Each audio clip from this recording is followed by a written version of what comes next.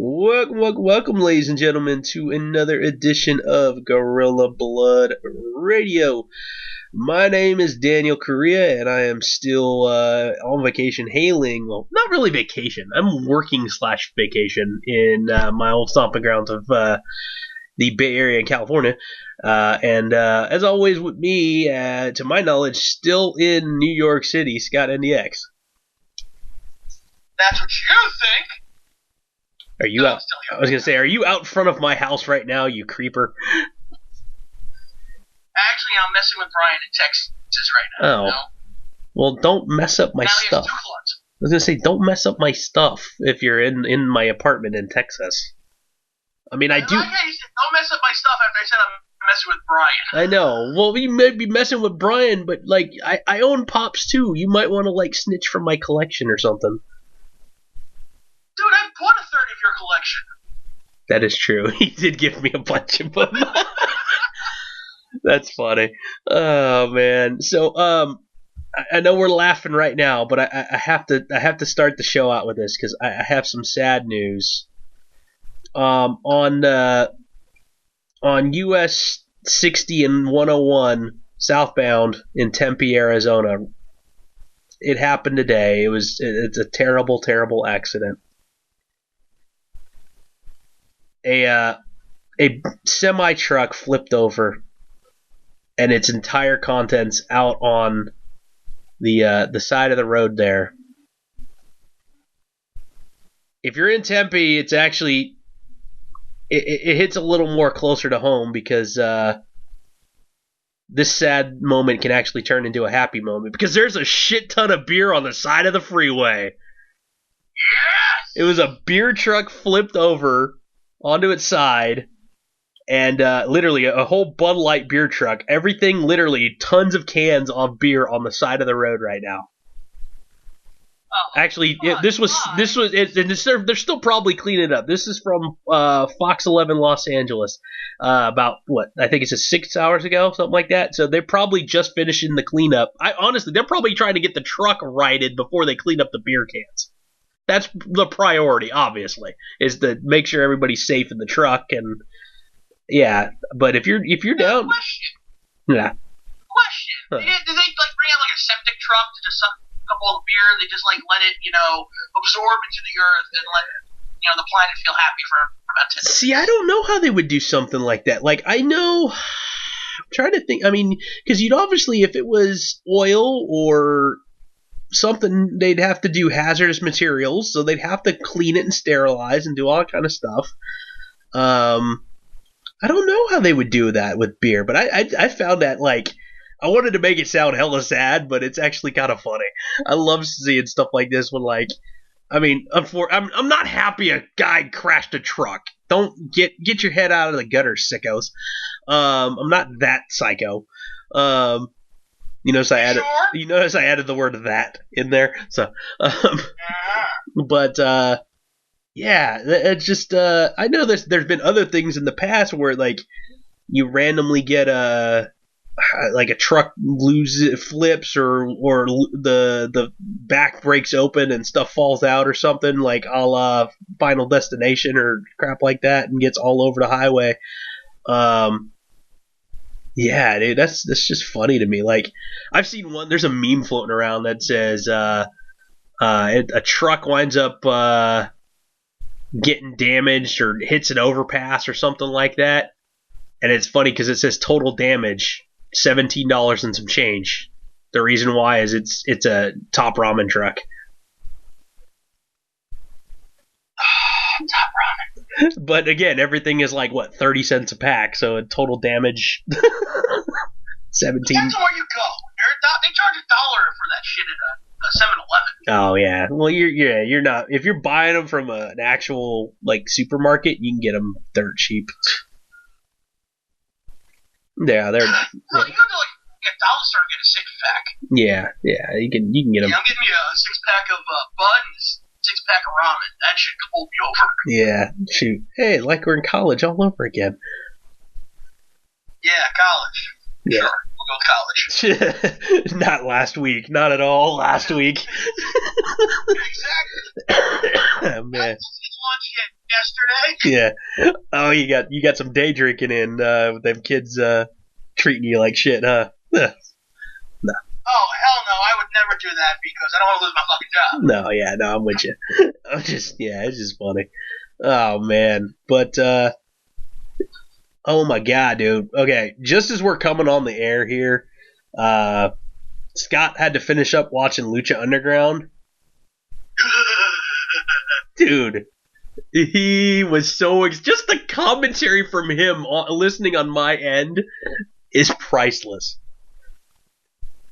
Watching the main event. The main event was It's fun. I mean, it's just great to see Lucha Underground back. All I can say is during that final match, it really on the ground, and I miss Katrina's tits. Yeah, she is very nice to look at. Jesus Christ, dude, can you understand it anymore? Yeah. Yeah. She's a woman. Well, thank you for pointing that out. Yeah. She is very, very, very, very nice to look at. Like, yeah. You could smother me and I would with those and I would die a happy man. I think does that state it perfectly now? I'll give you a 13 out of 10 on that comment. Oh man. But dude, Lucha Underground. If we thought last week was good, with last week was good. The all night long one match between the Mac and Johnny Mundo for the Lucha Underground title. This week was the continuation of that match because they ended in a draw, and Johnny Mundo's still a rat bastard, which pisses me off. But it was well done. And then it was, and the way the sudden death portion of the show happened, it was kind of well, fuck you too. Glad you're back, but fuck you too. Yeah, Taya and getting involved and turning it into a false count anywhere, which slowly is becoming the Mac specialty too, which is kind of funny. Yeah, I didn't think about that until they pointed it out. I was like, yeah, he's been in a lot of those matches with Cage. Yeah, let's just have him win more of them, thank you. Yeah, that's the only problem. But yeah, so he's got that. So Mundo won, retained, and then of course he's got like the total daffy moment where he gets paranoid because Dario Cueto makes a match for Mundo with Mysterio, and he finds out from Taya, and then he goes, "I have no time for pants," and walks out and like go to his car, and his freaking towel was hilarious. I know, it's just like so serious. I don't have time for pants. Well, fuck, come on. And that's your top champion. That's something I would. That is grindhouse as fuck. You know, it's just pure grindhouse right there. See, and the funniest part, WWE wouldn't even think twice about doing something. They would not even do that at all. Period. With the top guy, I can see maybe with the Tyler Breeze or Fandango right now, where they're a comedy spot type gimmick, but not with their main guy.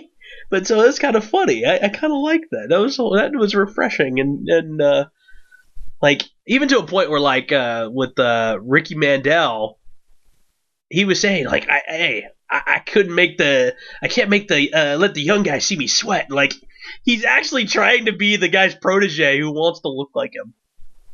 I thought that was so fun. I like the fact that they've actually accepted that. Yeah, it was total. And it's not just like, oh, you're a creepy fan, get away from me. It's like, no, do all the bitch things I need you to do, bitch. Yeah, I just thought that was kind of funny.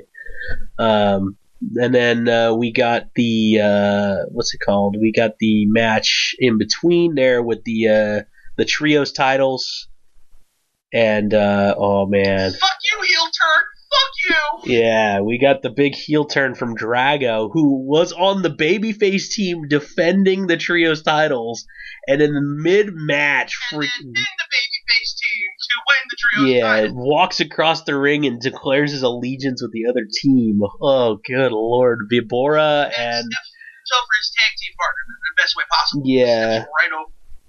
Yeah, freaking Vibora and what's the other one's name? Pindar, there it is. I watched it 10 minutes ago. Yeah, Vibora and Pindar, that's it. With Drago now and Cobra Moon at the helm, literally putting Drago on a leash. I thought that was kind of creepy too. Look, they had their trophies in the titles, and if you notice the way she held up the leash, that was her trophy. I kind of like it because she's not just a valet; she's a legit wrestler. Like she can hold her. Yeah, but it's much more interesting to see her manipulating people doing the work. Oh yeah, no, that works. So yeah, I found out. I gotta look up the name now again one more time, but I found out the name of the guy who plays the other one. So the bigger, tall guy was the guy who played Judas Devlin in NXT, the one who randomly appeared on Big Brother this past couple whatever season. Sure, I'm going. Yeah, I mean, he was on NXT. He didn't make too many appearances on TV, but he was in the training program there. I gotta look this up now. Let me see if I can find it again. I want to say his name was freaking hell. And he goes. It's not the same guy that was in TNA, but there's another guy who he goes by Anarchia in the Los Angeles area and wrestles a little bit down in Mexico. But yeah, his real name is Steve Payne, but yeah, he goes by Anarchia. So that's the one guy, the smaller dude. He's still built like a freaking ton of bricks, but he's a smaller. Oh, dude's a walking barrel. Yeah. But now, yeah. Like, there's no question about it. He's just thick. That one spot where Aerostar is standing on his shoulders while he's standing on the second row. Yeah. And Aerostar jumps and flips into a Hurricane Rana from that position. It was just a fucking insane moment. I kind of marked out like a bitch during the show. Yeah, no, that was a good match, too. I'm really pissed that Mac didn't win the title. I think that would have been a good time for him to get it. Yeah. But Johnny Mundo's been playing such a fucking badass heel. It's been great. Yeah, no, it's worked out rather well. I can appreciate what's going on. And, dude, the visual of the picture, God, man. The visual of the picture of them standing over Aerostar, it's like I hope that link works. That visual is just so cool, dude. Like it's like a fucking monster movie. You're looking at it going, what the fuck? If you just saw that and you had to describe what just happened, like. Show that to a random person walking down the street. What just happened? What is this from? I'm trying to figure it out. I literally watched it, okay? Yeah. That's just funny to me. It's so funny. I mean, I understand what you mean completely. You look at this and if you're not a legit wrestling fan and know exactly what's going on, you're just like, why is there a Gila monster, a snake undertaker, and the devil with, some sort of bootleg Kamen Rider female villain standing over Glitter Dude? Yeah. It's just too funny to me. I look at that. Yeah. If you don't know what's going on, it confuses the fuck out of you. Yeah. So I like it. Steve Payne is his name. Steve Payne, yeah. Anarchia is what he goes by, I guess, or has gone in Mexico by.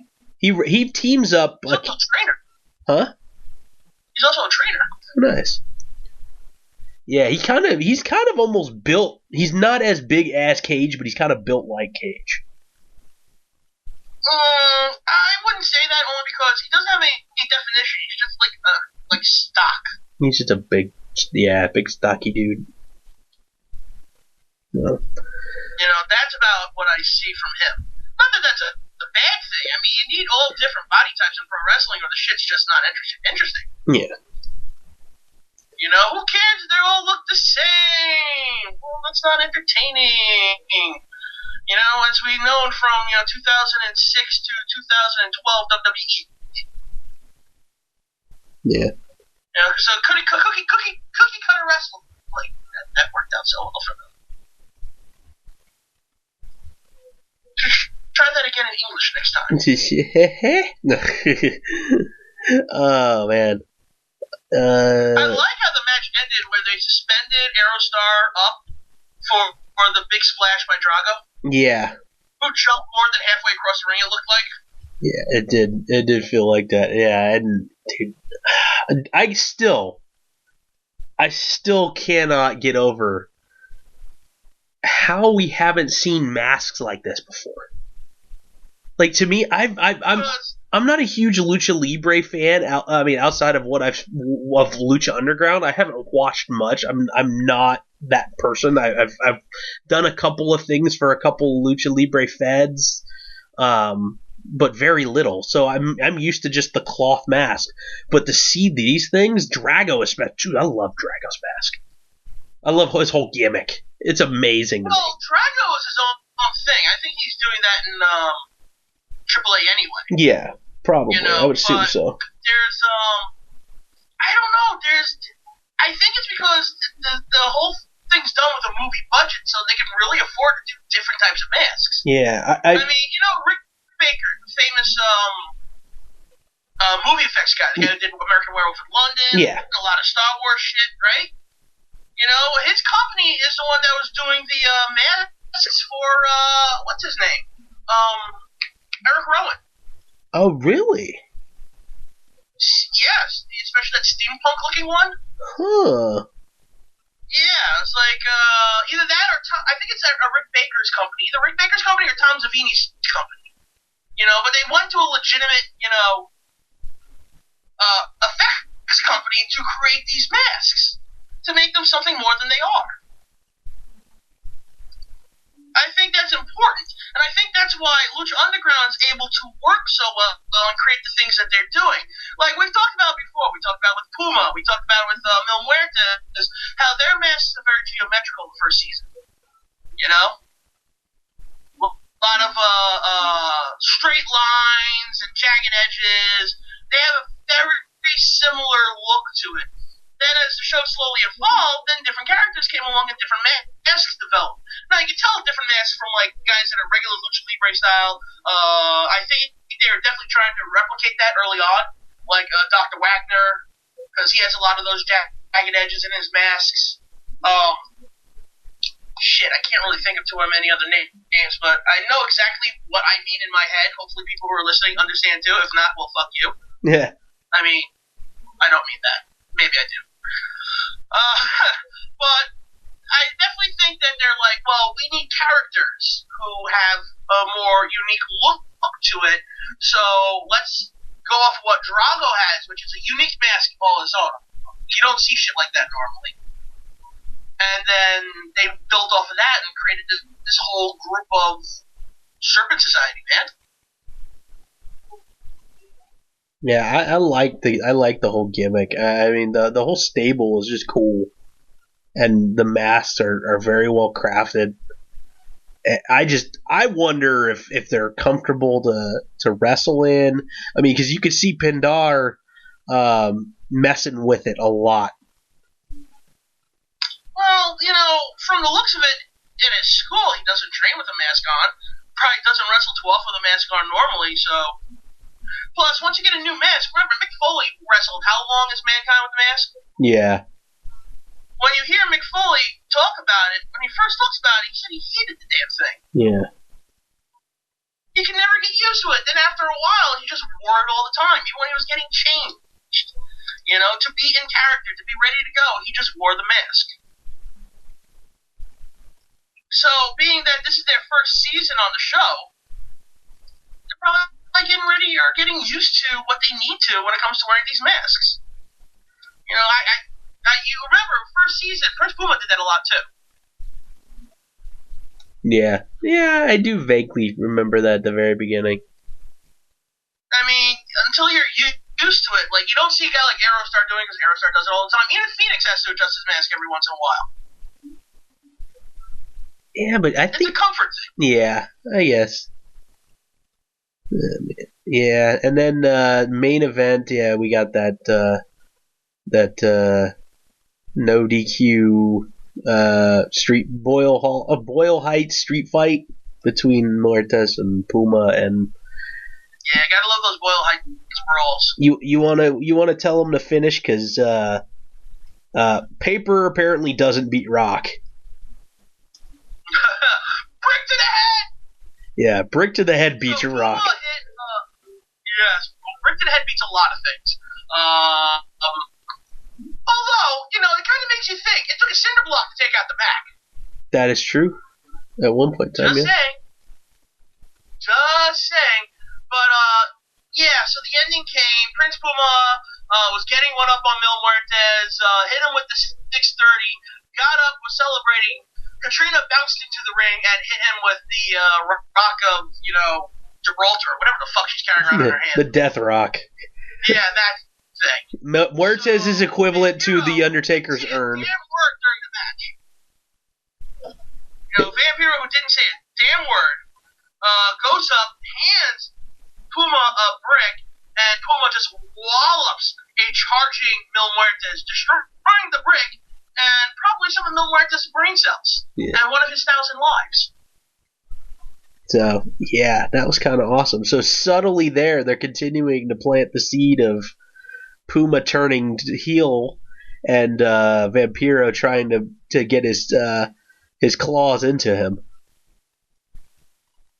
And it looks like it's working. And it feels like he's going to send Puma after Pentagon Dark in Sense of Revenge. Which would be kind of awesome. Oh, yeah, I'd definitely be looking forward to that match. Are you kidding me? Yeah. That's going to be fun to see how that shakes down as time goes on. Did they give a preview of anything for next week? I can't remember. I don't think so. Nope, they just announced the Cueto Cup. So I'm assuming, it's going to be... What's her name? The gorgeous... I can never remember. Melissa Santos.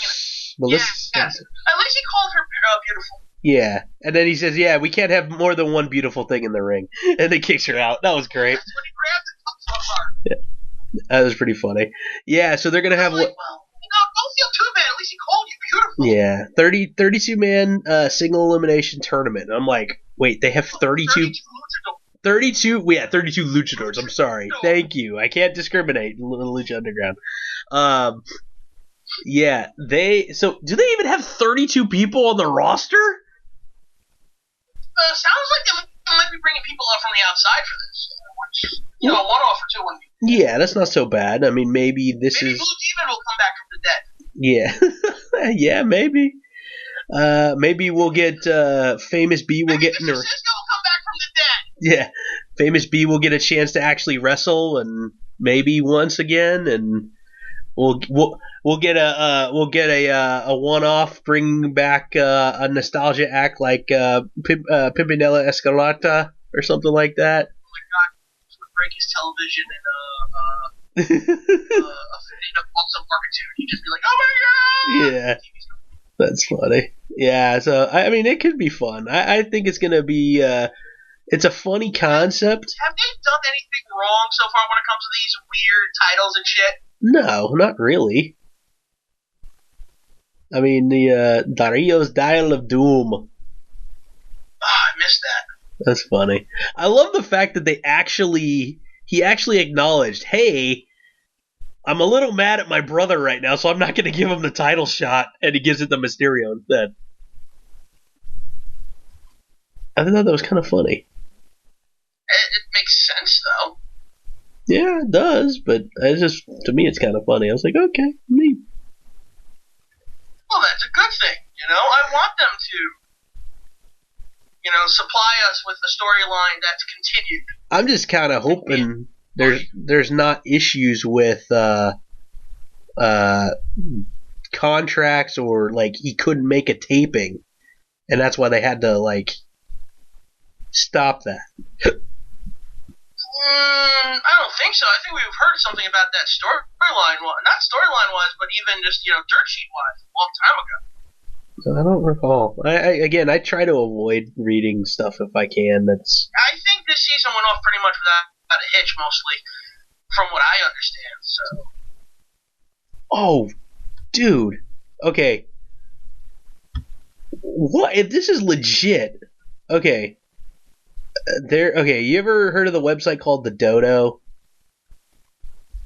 No. I've never heard of this website before, so take it with a grain of salt. And this article is like 2 years old. Really? What the hell? This almost doesn't make sense. Okay. I'm trying to. What are you rambling about? Okay. The article says that, I kid you not, the headline is Sharks found inside an active volcano alive. What? Huh? It almost doesn't make sense, but here, I'm reading it now. So Kavachi, it's a volcano located in the southwest Pacific Ocean in the Solomon Islands. The first ever recorded eruption was in 1939, and the most recent one occurred in January 2014. Again, 2015 was when this article was written. It just happened to come across my wall on Facebook. In addition to the venting of the Earth's fiery innards, Kavachi also serves as home for sea creatures, as National Geographic reported. When it's erupting, there's no way anything could live in there. That's what makes it so perplexing. They're living in a place where they could die at any moment, and how do they survive? They literally actually show, like, the water changing, like, color to almost like a murky orange. And there's, like, shit living inside the volcano underwater. Huh. I mean, it's kind of a misleading headline because it's technically an underwater volcano, but when you see sharks found inside of active volcano, I'm like, what Sharknado chicanery is this? You mean the fifth one they're coming out with? Yeah, probably. That's weird. No, there's not a probably. We have a fifth one coming out. Oh, God. Really? Really? Yes. Good Lord. I don't know about that. I think that's kind of dumb. It was dumb the first time around. Oh, you just realized that? Oh, no. I've known that for a while, and it's dumb the second time around and all that kind of stuff. Huh. Well, if you go to horrorsonline.proboards.com, you can talk about it there. Oh, okay. Cheap pop. Cheap plug. Indeed. Yeah. We're going to have to watch how stupid this is, aren't I? For what? There's a page on YouTube called Mutton and the Ham, and it pretty much just posts a shitload of death matches from Japan. Ooh. A lot of Big Japan Pro Wrestling, Big Japan Wrestling, shit like that. And of course, one of them is Jun Kasai versus Ryuji Ito. Pretty much, if you've ever watched Deathmatch, you know those names. Razor Crossboard Deathmatch from 2009. And just a picture of Kasai looking like he's seen a ghost covered in blood as the little thumbnail photo. That's like the weirdest name. Mutton and the Ham, and it's all. I wouldn't have expected that to be Japanese death matches. I know. I found it accidentally, and I'm like, well, I'm gonna follow this guy. What the fuck? This is kind of awesome, dude. Like, I don't even like matches like this, but every once in a while, I watch the carnage and just go, why would you do that to yourself? I was watching a match where they did a board of safety pins. Okay, the first one on here. Intergender Explosion Blast Deathmatch. What? The next one. I don't know what. I'm guessing. Hey, Onita. That's the guy whose name I know. Asha Khan was in a deathmatch? How long? Asha Khan's still wrestling? That's from this year? Yeah. Jesus. We got the Siberian Pool Deathmatch. That's great. That's hilarious. Safety pin deathmatch. Unfortunately, that was horrible. By the way, that was just a bad match. Staple gun blade cross. Pane of glass, thumbtacks, jagged cans, light tubes match. Wow. Oh man, Four Corners of Pain death match. I like that name though. That's a good name. Light tubes death match. This bothered me because now that I've seen so many light tube death matches and shit like that, It ruins it. I can't watch the movie Ong Bak. Oh. Get his ass beat by light tubes at one point. Yeah. Without realizing, man, that shit looks so fake. There's not enough blood. That. Oh god, they have one that's the scissors death match. It literally, they show the main primary pick shows a bunch of scissors zip tied open to a board. Yes, I watched that. I posted that on horrorsonline.proboards.com, much to the chagrin of many people. Oh jeez. That's funny. They were very angry at me because of that. And if you look at the guy in there that's wrestling that match, it's a fat tub of shit. Because apparently, to be a hardcore wrestler, you don't need fucking talent. Yeah, you just need a high pain tolerance. Hey, at least they have some class on their thing. They have a Hayabusa Memorial Tribute Special. I'm just saying, they have some class. Oh god, I guess we'd have to see it first just to make sure. Yeah. Oh man, some of these are so bad. You know what the worst one is? I actually liked IWA not IWA Mid South. I actually hate IWA Mid South. I liked IWA Japan. Yeah. And FMW back in the day. Hey, I found one with Sami Callihan. Well, you can always just look up Dean Ambrose. Oh, John Moxley. Circular saw to the forehead in CCW because that's genius. Yeah, what an idiot. Like he didn't get brain matter all over the place. Seriously, the fact that guy's a champion in E right now is fucking ridiculous. Well, he actually former champion. Yeah, former champion. He ain't no more. Thank God. I guess we're gonna have to discuss that, aren't we? Yeah, I mean, why not? Because I honestly think that match was done perfectly. Wait, FMW's still around? I don't know. No, yes, it looks like Frontier Martial Arts Wrestling came back a while ago. Because it says FMW, but the dates for it are saying 2015. I'm sorry, I'm shocked by that. Because I remember they went out of business a long time ago. That was Onita's promotion. That's kind of cool. I like the fact they got us a couple of women's death matches on here, too. Oh, I've been seeing horror everywhere. Yeah, I've been seeing just random videos that have been popping up on the wall Facebook with the this is what Japanese women's wrestling is like, and it's just women just getting their heads kicked the fuck off. Like those, yeah, they get a little too violent sometimes. Those women can just blast people with their fucking feet. It's amazing. Why? Why do they keep showing syringes? I hate these syringe death matches. It's creepy, is what it is. I don't need to see a syringe going through a guy's mouth. Thank God Drake Younger got out of this shit. Yeah. Speaking of, he was in the syringe death match number 2. Good lord. Yeah, it's so freaky. The guy's name is Drake Younger, and he looks fucking 90. He's younger than me. Yeah, good on him for getting out. Fuck out, finding a real career. Yeah, it just so happens to be reffing in the WWE. He also happens to be one of the best refs in the WWE. Yeah, he definitely took it on, and he's done a damn good job about it. So. Mm-hmm. And he literally came. I don't mind barbed wire. I don't mind barbed wire, man. Barbed wire is a great, tool in pro wrestling, if you ask me. Yeah. Light tubes is just retarded. I hate them. Oh man. Okay, I'm sending you a link here. I just stumbled upon the WWE posted a gallery of superstars in high school.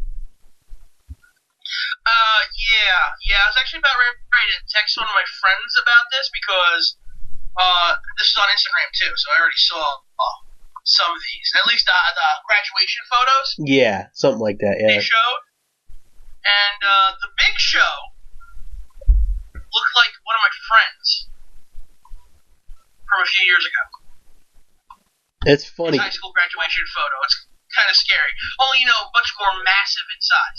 And I see Bailey hasn't changed at all. No, it's funny to see some like Roman in some pictures still looks like himself, but other ones like there's a couple of them where he doesn't quite look the same. Jesus Christ. I'm looking at a picture right now and I see Jared. It's crazy. Nikki Bella looked Jewish. Yeah. Nikki Bella looked a little chubby faced. Alexa Bliss, dude, for Alexa Bliss that was like 5 years ago, right? Like, okay, this can't be his high school photo. This is gonna be like a junior high photo for Big Show. Because you're looking at that face there, and then you look at the face from his other photos. They don't look the same. Seth Rollins in some. Maybe the angle they have his chin. Yeah, I don't know. Seth Rollins in some of these pictures looks like he went to high school in the 70s. Like one picture particularly, he's got like the hippie looking necklace and stuff on, and it doesn't look, the colorization of the picture just looks weird. Oh my god, he's dude! A goofy looking bastard. Let's be honest. Randy Orton looking like he's in a high school wrestling picture doesn't even look like him. That's weird. Yeah, Randy Orton's evolved, and not properly. Yeah, Bailey hasn't changed much at all. Like Finn Balor looks like a Frankenstein version of himself. That's funny. Aw, there's no more. Oh my god, yeah, that doesn't even look like Big Show. That's weird. I just got to the Big Show one. That's hilarious. Yeah, as you see the other ones, it looks more, but the first picture that they show next to him, it's like, holy hell, dude, that looks like a first Holy Communion or something. Jared. Your friend Jared. Seriously. Oh god, Mick Foley. If you don't look at the nose for Mick Foley, he looks nothing like himself. It's crazy when you look at some of these photos. Oh no, please then don't. Again, I found a few of my graduation photos just this morning too. Oh, dude, ironic. Kaz looks nothing like himself, in my opinion. In that first picture, The Miz looks exactly the same goofy ass look. Mm-hmm. Oh, dude, that's funny. The Kofi picture's hilarious. The Kofi picture's hella funny, dude. And it's like, he's got the same face. He does. Yeah, Foley actually, it's funny. Foley actually was a decent looking dude, but it's like, it does look weird. He almost reminds me of like my cousin Ted. It's funny. I don't know why. Mick Foley's never been an ugly person. At least when he put the fake teeth in his mouth. Yeah. So they weren't missing. It's just that Foley's done so much damage to his body, he's gained so much weight over the years. He just doesn't look like he did back in high school, even when he first started wrestling. Remember if you ever see the old Wanted Dead, the first Mick Foley, I think Hits and Misses was the title of the DVD set, before they released it with the second disc, the third disc, which I don't have, which has the Randy Orton hardcore match on it, which should have been at WrestleMania, but they didn't.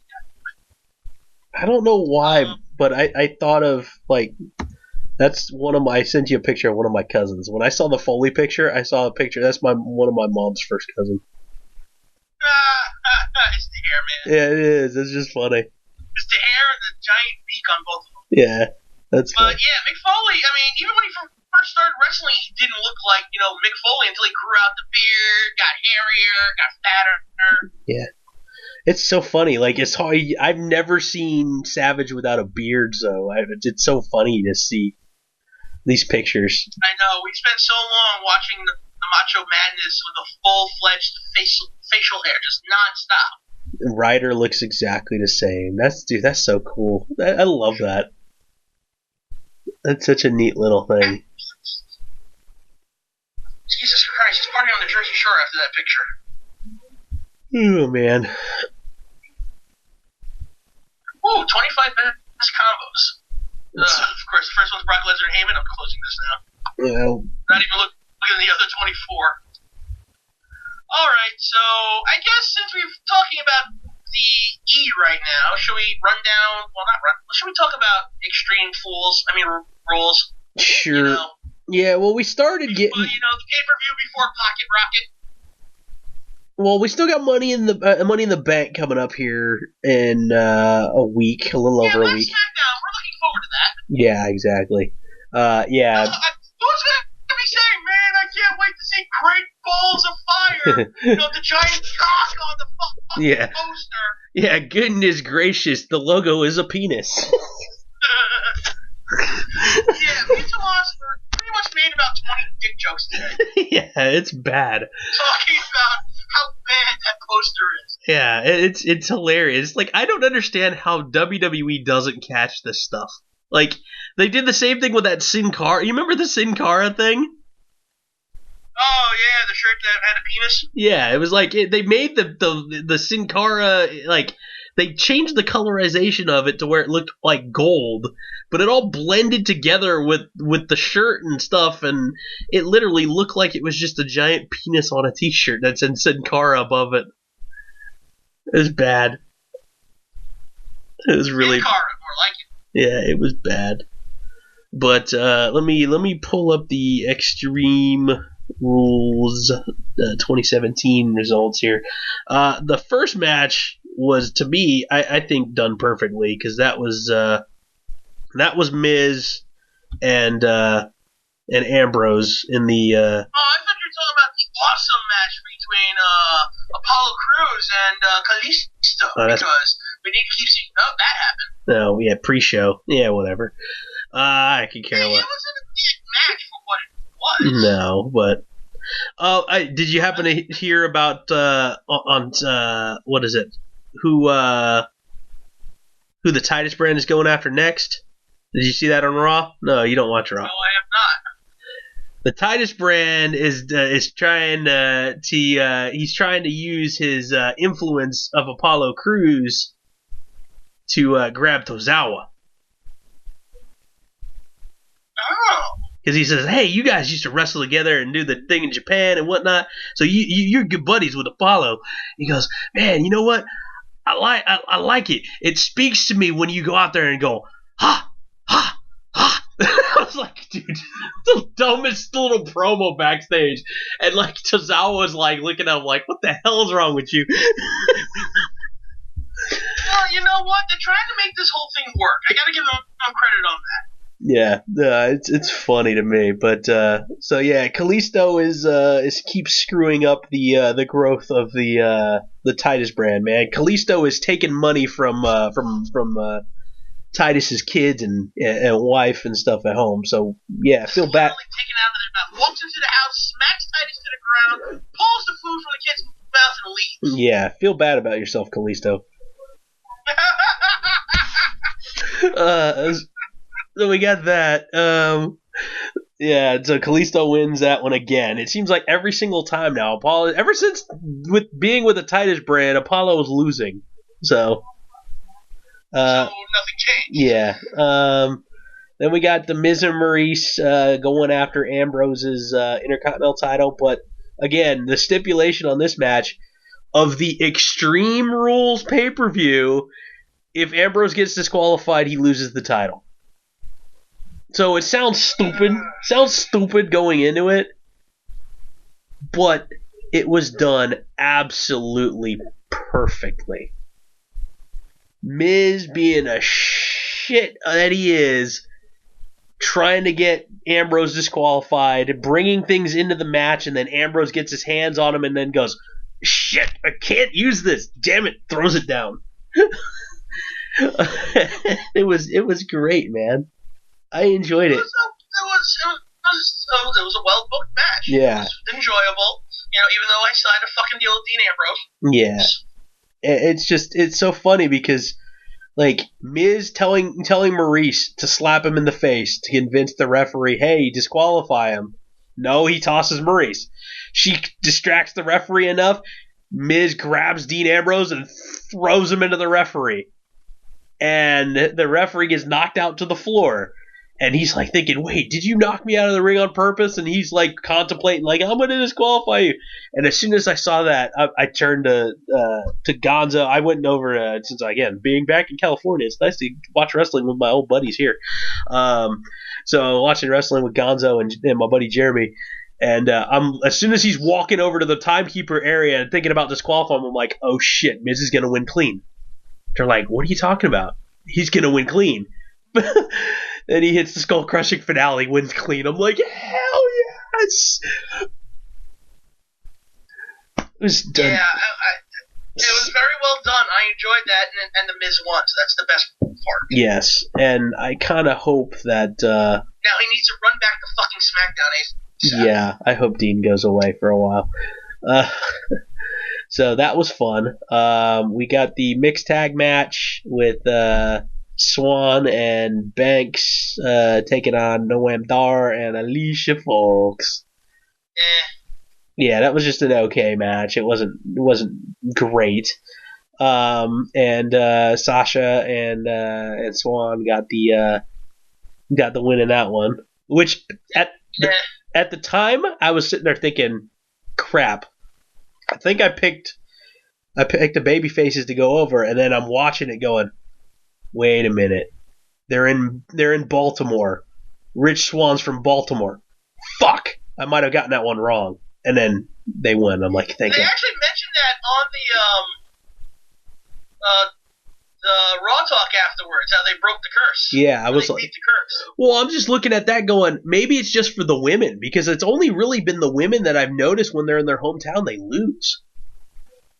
It happens to the men a lot of times too. It's just been happening more frequently with the women lately. Yeah, well, we're gonna be is the next the pay-per-view coming up here for Money in the Bank is in St. Louis, so suck it, Randy Orton, you're gonna lose. So. Well, I didn't expect him to win anyway. Yeah, no, I didn't either. So, then we had the kendo stick on a pole match for the WWE Raw Women's Championship. Now, I feel so bad for both of them. I say this every time, and I was talking to Harry the Boobs earlier as well. When you mention in the rules, quote, the first person to grab the kendo stick can legally use it, therefore that means the second person who doesn't touch it would get disqualified if they use it. Correct logical progression, right? What is wrong with you talking logic? How dare you? I know, but I'm just putting it out there. They say this every time, and then the second person usually ends up beating the shit out of the first person with the stick and doesn't get disqualified. Why don't you just say the kendo stick is legal in the match? It'll be up on the pole for everybody to see, and whoever happens to get their hands on it can use it. Why the first person? Why do you have to use that adjective? Why is it on a fucking pole? Yeah, that's true too. Okay? Why didn't Alexa Bliss just be like, alright, you go for that shit, I'm under the ring, pull out a kendo stick and beating the flying fuck out of Bayley?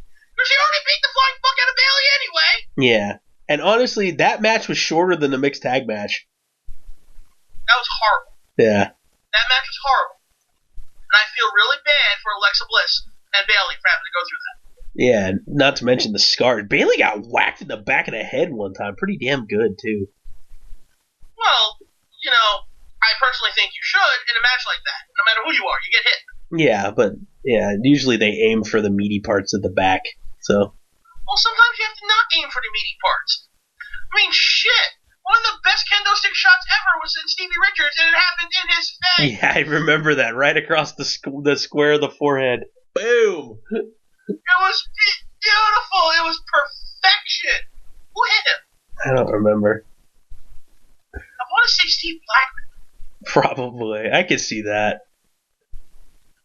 Let's see. Tag team titles defended in a steel cage between the Hardys and Cesaro and Sheamus. I actually did not watch this match.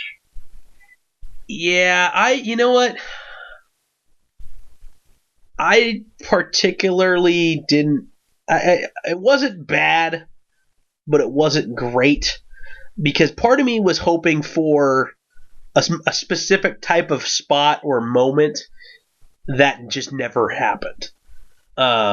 Considering the fact, yeah, well, okay, there was a cage match back in the 90s that I will always be in my head, and it was the Steiner Brothers versus Money Inc.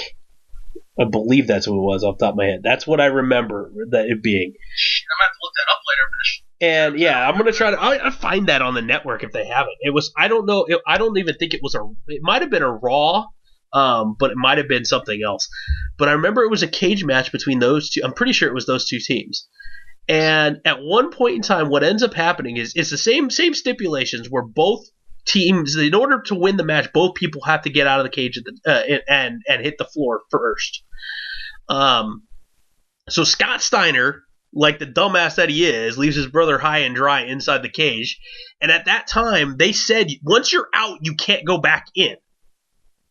Well, rightfully so. So Steiner, like a dumbass, Scott Steiner winds up climbing over the cage and leaves Rick in there to get his ass beat for 15 minutes. Which was hilarious anyway. At least that's what it felt like anyway as a kid. It felt like it was a long time of him just getting beat. Well, what ends up happening is I can't remember which one, if it was Irwin or if it was Teddy DiBiase, climbs out and Scott Steiner finally has a moment of brilliance where he actually gets underneath Irwin. I think it was Irwin. And literally like holds him up in like a chicken fight position on his shoulders. While Ted DiBiase keeps like punching him and kicking him to try to get him down, all the while Rick's on the other side climbing out of the cage. I was hoping for that because you have Cesaro. For the love, Cesaro could have held both of them up while Sheamus climbed out. I mean, Sheamus is not a tiny dude either. Yeah, I would have loved to have seen that spot with these guys. That would have been the perfect time to do it because you don't have cage matches like this very often. So, yeah, I'm gonna while we're talking about this stuff, I'm gonna pull up the WWE Network and see if I can find it because yeah, that would be fun to watch it back again. But that sounds interesting. Yeah, the Hardy Boys, at one point in time, Jeff literally got all the way out and then had to come back in. And so basically negated him leaving. But it was literally a race at the end, and Cesaro and Sheamus wound up winning. So because Jeff couldn't pull his broken carcass out the freaking door fast enough. Oh, so poor bastard. They finally lost. Cesaro Sheamus got the win. Which is also hilarious because they were the ones on the poster, and they lost. It's very funny when that happens. They're the ones advertised on the poster for the branding of Extreme Rules, and they lose. They lose their titles, and it wasn't even. It doesn't guarantee a win. Yeah, but usually, I mean, again, it's one of those situations where if you're being hyped up on a poster. You would think it'd be a more higher profile match. I mean, it's like, what, third to last? It's like literally right in the middle of the card.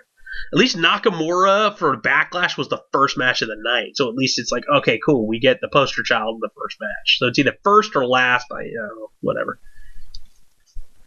And we had Cruiserweight title defended in a submission match.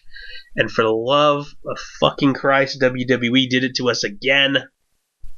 Fuck you, WWE.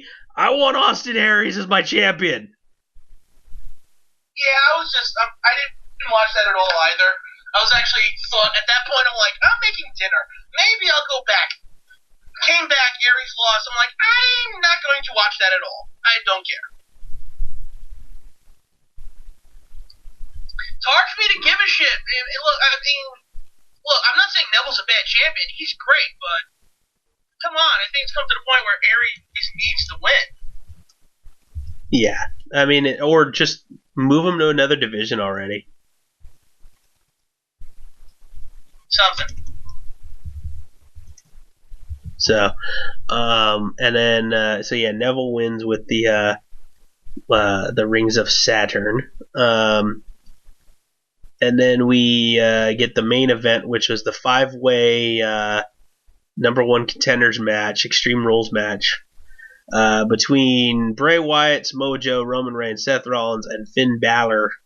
Winner gets to take on. I will say that was an entertaining match. Yeah, it was. It was, and totally not what I expected. I was thinking they were going to go with Balor, and I kind of marked out a little bit when the Coquina clutch was locked in and Samoa Joe stole the match from Balor. I do like the fact that, you know, Joe and Wyatt were doing all the work for most of the match. Yeah. The 2 biggest guys in the match were doing most of the work.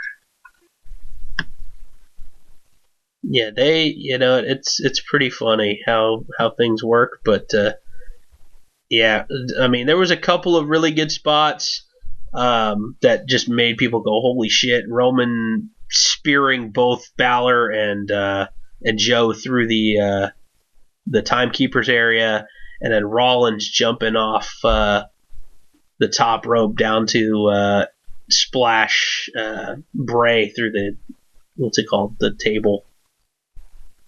So that was cool. But Samoa Joe is the number 1 contender going into Great Balls of Fire.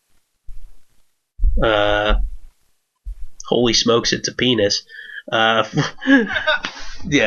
So something's, yeah. Dear God, that's just... Yeah. That is ugly. Alright, so I'm currently watching YouTube as we're doing this because I have it on mute, just watching some stupid shit. Yeah. And apparently, horseshoe crab is edible. No idea. I'm looking at it, and the meat is one of the most horrifying looking things I've ever seen in my life. Huh. First of all, I didn't know there was meat in that part of the horseshoe crab, so that's kind of creepy to begin with. Second, it just looks unappetizing as all hell. It looks like, you know, melted styrofoam. That's weird sounding. Yeah, well, you know, when you live in New York, you used to go to the beach every once in a while, you find a horseshoe crab or, you know, horseshoe crab corpse sitting around. Like, if you ever go to an aquarium, those are like one of the few things they allow you to touch.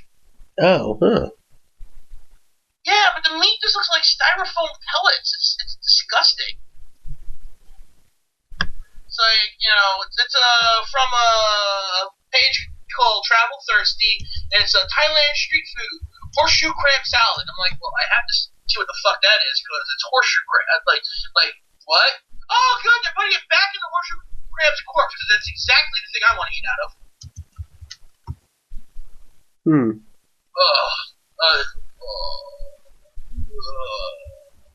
All right, so what's your thoughts on Extreme Rules? Just an average show. I gotta say, just an average show. The kickoff match, the main event match were the main good parts about it. Oh, so exactly what I was thinking. Yeah. Okay. Actually, it was a below average show. I don't even think it was average. It was below average. But it had 2 good matches on it. And, yeah, the idea of Joe and Lesnar going at it in anything other than SummerSlam, I'm not happy about that. Yeah, and supposedly what I'm hearing now through the scuttlebutt of the internet, which unfortunately, like I said, I don't like reading stuff, but stuff just happens to come across my wall, and I see it, and I get mad after I've seen it, is that this is going to be a one-off. So if that's the case, then fuck, Joe ain't going to win the belt.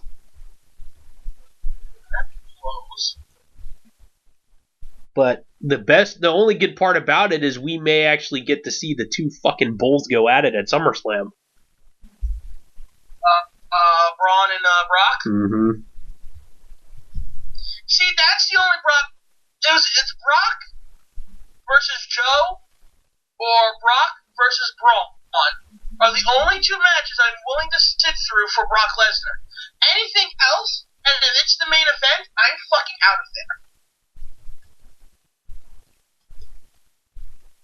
Yeah, I don't know. I'm torn because I want to see them, but again, every single time I see two big guys get in a ring like that, I always go blind leading the blind kind of thing. Yeah, but we know Joe can wrestle. It's just, well, Brock, shut the fuck up and let him book the match.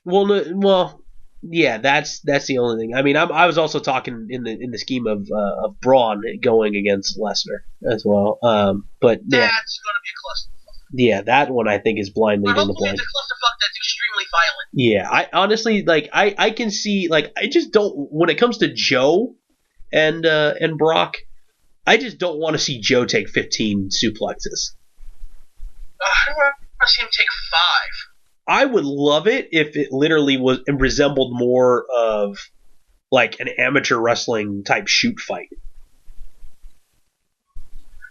Now, let's do some mixed martial arts shit. Yeah, well, yeah. It can be more like amateur ground chain wrestling type things, and then to a point where, like, Joe trying to heel hook him and Brock actually looking vulnerable and trying to scurry away.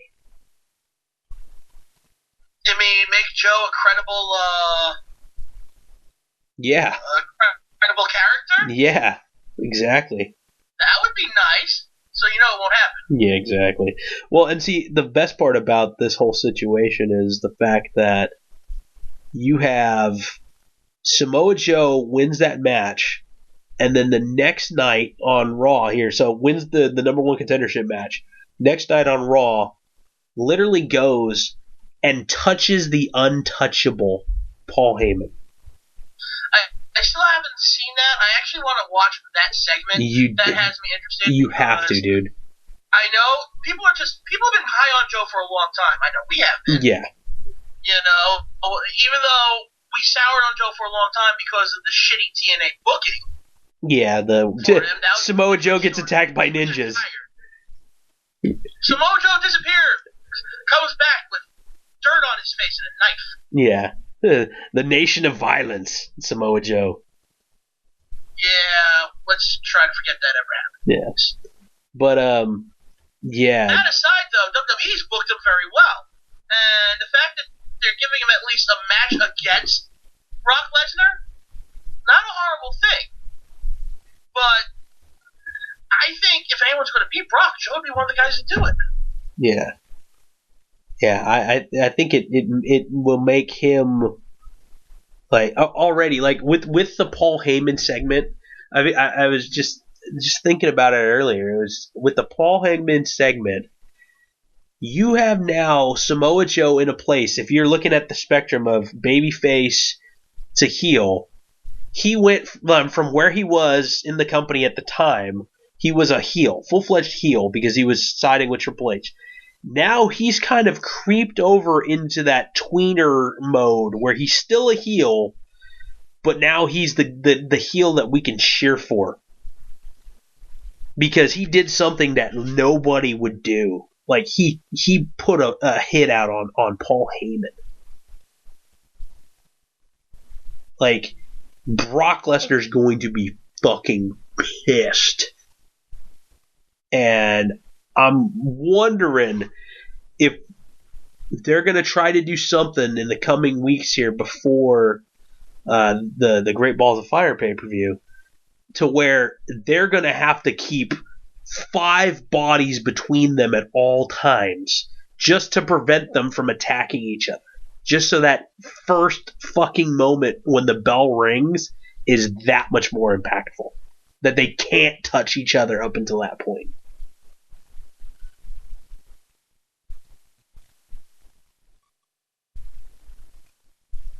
So,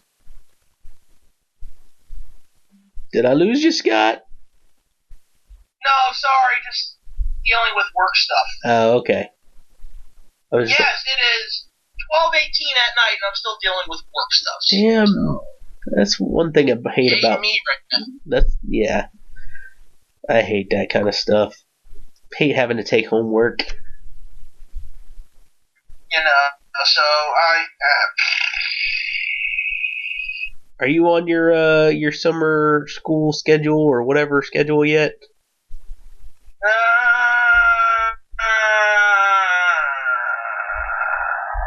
Not yet. Not yet. So No, we have one more week left after tomorrow. Okay. Yeah, I can't find this match now. I know I didn't imagine it. There's no way I could have imagined. Shut up! But if that was legit, dude, that's some good booking. If that was all in my head, that's some good booking. You gotta admit that. It is. So, in all honesty, I had to have seen it somewhere. And it was a WWF show, not a WCW show. Because I'm pretty sure. There's no money in WCW. Yeah. DiBiase wasn't wrestling anymore. That is true, yeah. So, I'm pretty sure it was Money Inc. did that thing, so. But, yeah, Great Balls of Fire. Yeah, I'm not. I'm looking forward to Joe and Brock, and that's really the only thing I can care about right now. There's nothing else to really care for in the pay-per-view, at least yet, is there? They haven't really said much. Anything else? I mean, I'm assuming we're gonna get a Neville versus insert to either TJP or Austin Aries again, because they're not gonna let that one go. They're starting to get on the level of Austin Aries, Tyler Black. Yeah, play grab ass for an hour. No, thank you. So, yeah, I don't know about that. But I have not watched Raw for like a month and a half, so I couldn't tell you exactly what's going on storyline-wise.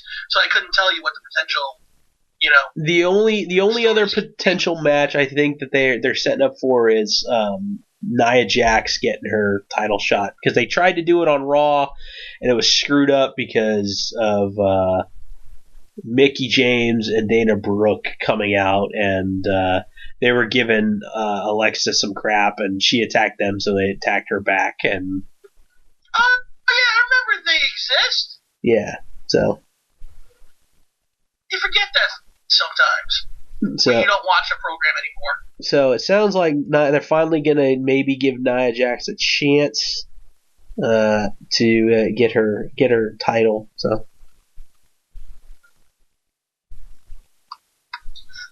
That would be interesting. So yeah, no, and Nia's come a long way. That's for damn sure. That is for damn sure. Mm-hmm. Oh my god! I just happened to see the freaking. Oh my god! This is like the funniest, but like most like blunt meme I've seen. Somebody posted up one that says, "A baby is never a surprise or a mistake. You had sex without a condom. What did you expect? A flat screen television?" Yes. That's funny. God damn. It shows you how seriously I take our program. I'm looking on Facebook as we're talking.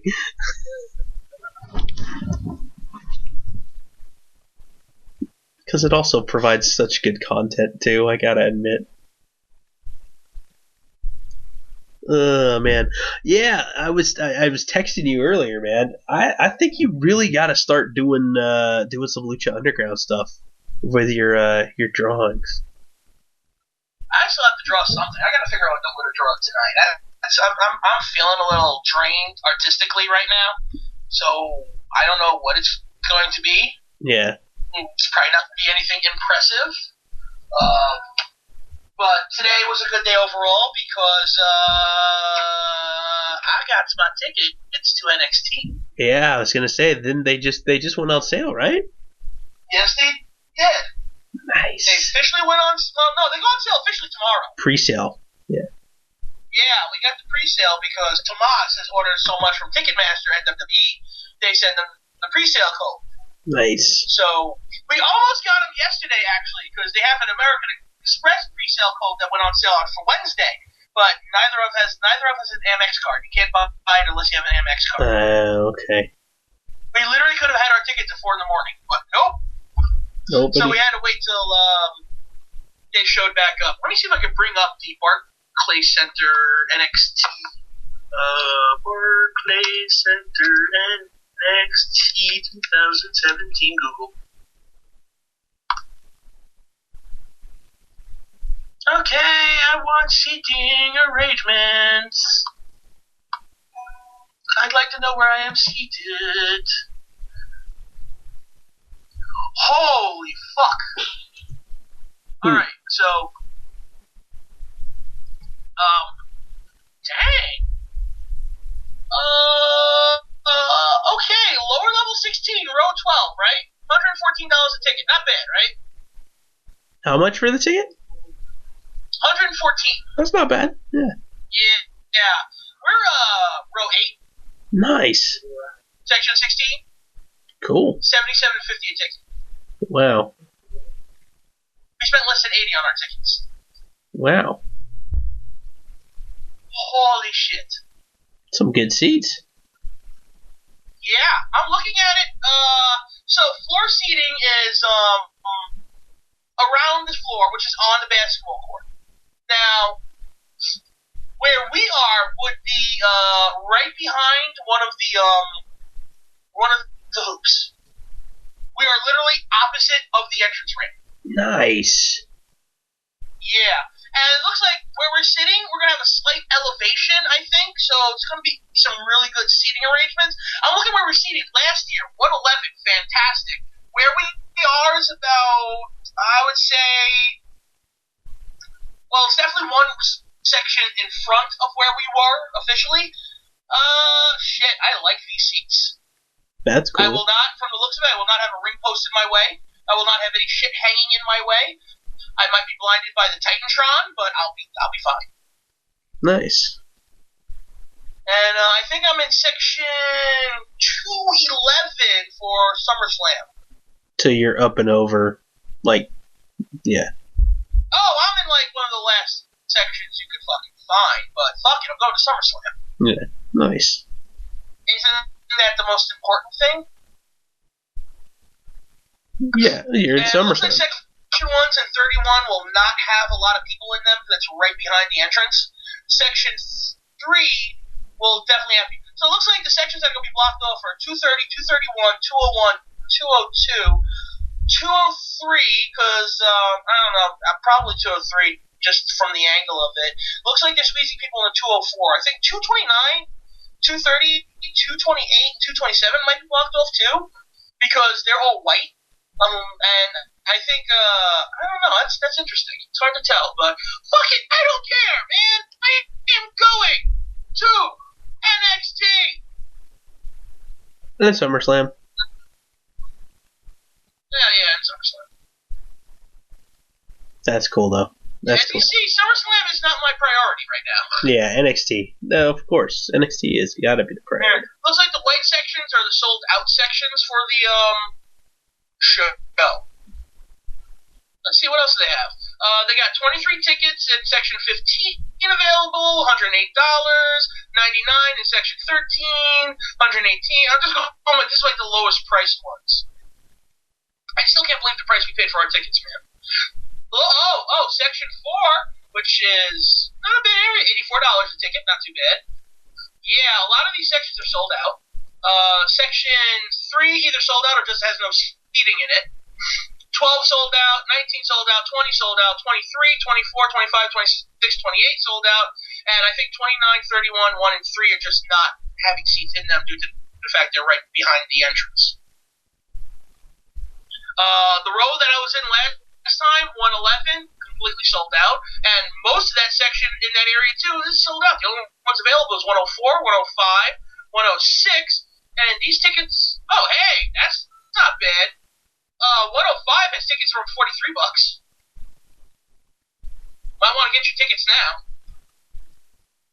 Because the rest of them in those sections are going for 100 to 150 each.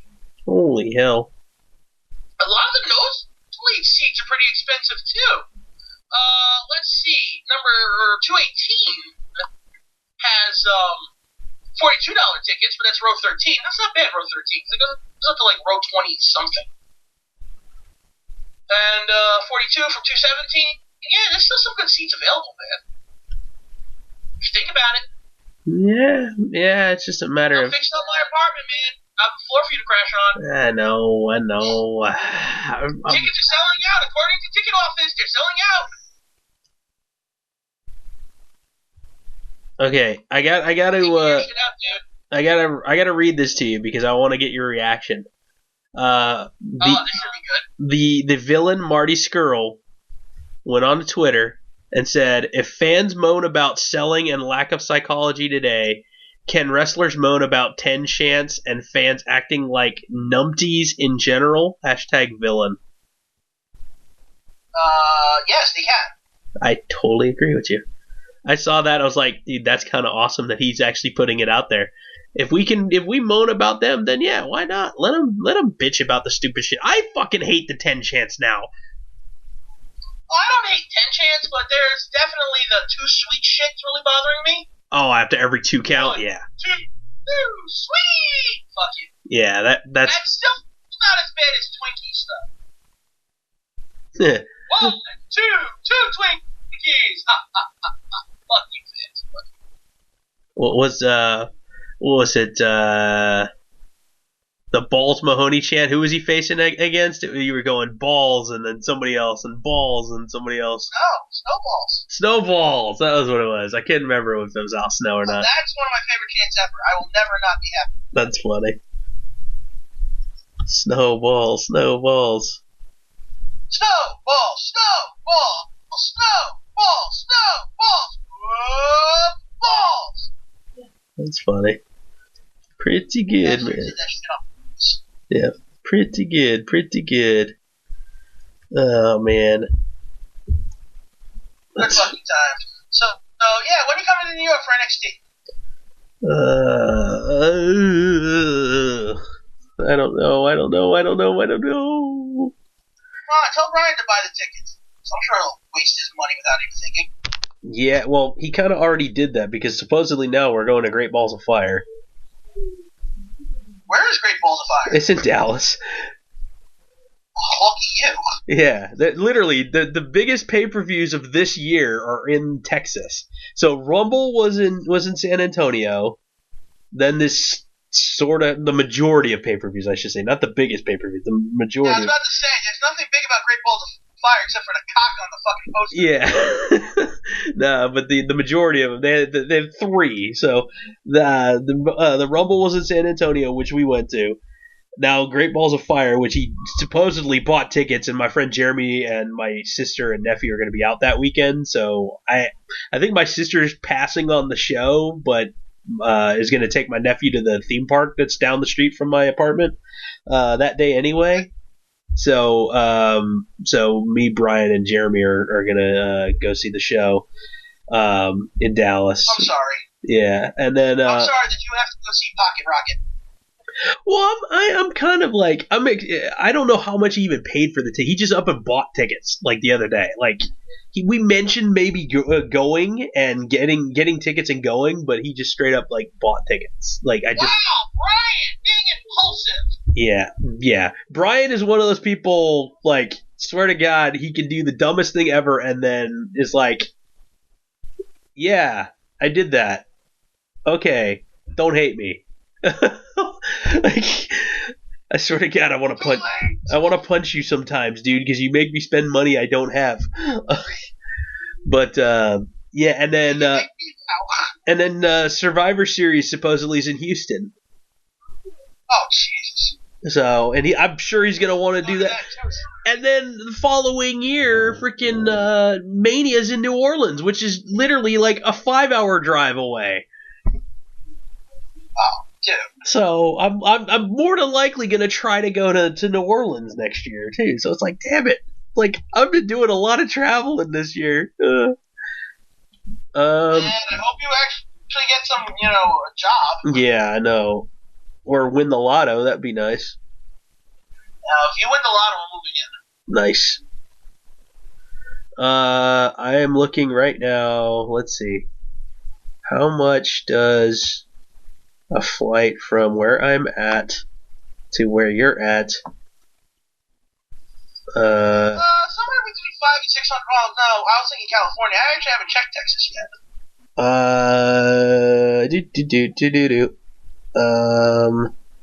You're not in upstate. If you only had a brain, obviously. Yeah, so you're not in upstate, so that's not the right airport. Check LaGuardia or JFK. Okay. You can also check Teterboro and drive in if you really need to, but that's a much smaller airport. Okay. Yeah, I think that's gonna have to be LaGuardia then. And then what weekend is it? I can't remember. I'm literally looking. The weekend. The 19th and 20th of August. Okay, so if I fly in on the Friday night and leave on the Monday morning, let's see that and see what happens. And of course, I have to put 2 because Brian will kill me if I don't look up 2. Part of me wants to say screw him. Isn't this riveting, folks? I know. We're literally looking at booking airplane flights. Yay! This is intense radio right now. Exactly. Let's see. Well, the flight out there would be about $90. Wait, what? $90 the flight out there per person.